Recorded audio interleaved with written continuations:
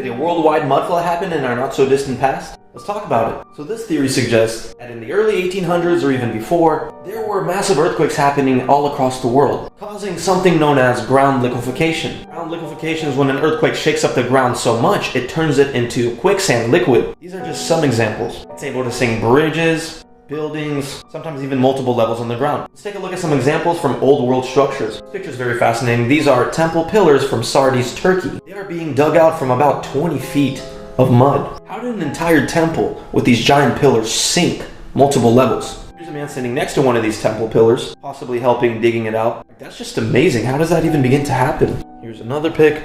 Here's another temple in Turkey. I believe this is a temple. Here's a pic from 1932, the one above. Here's that same pic in 2018. You can see this level would have been filled up with mud, dirt. How did this happen? Just wind and rain? That is an incredible amount of mud and dirt. Here are workers digging out buildings out of mud. Here's a close-up, digging out pillars and buildings. All of this mud covering the building. Here are, I believe these are buildings in New York. I could be wrong, but they're definitely in America. Here are workers doing construction on an old world building. Here's the door, and here's more building going underground. It's not a foundation. The idea is that after this disaster happened, many of the so-called windows were turned into doorways such as this. The actual doorways are actually farther down beneath.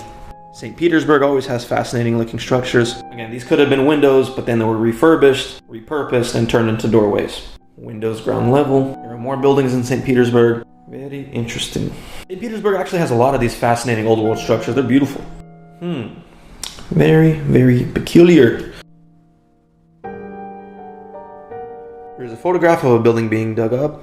Levyfoot, Walnut Street, 1870. Removing a burnt out building on Rock Levyfoot out of Walnut Street. It's also interesting, I spoke to a friend who had an uncle that was a construction worker back in the day. A construction worker in Russia, and he was working on an old world building, digging underneath. And his uncle found 3 levels of 2,000 plus square feet rooms underneath. What are 3 levels of rooms doing underneath an old world structure?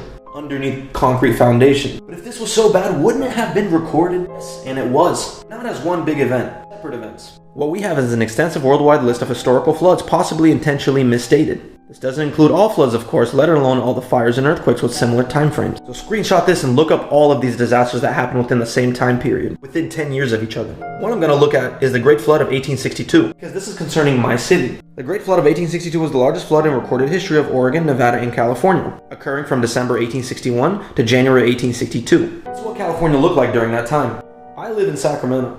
This was Sacramento in that time. Here are all the flood areas that were affected. You can see the dark blue colored water was about 10 to 20 feet of water. That's a lot. Sacramento would have been underwater 10 to 20 feet. So screenshot this and look it up. All record-breaking disasters within the same time period. If you guys enjoy this, check out my YouTube for more. You can buy out there.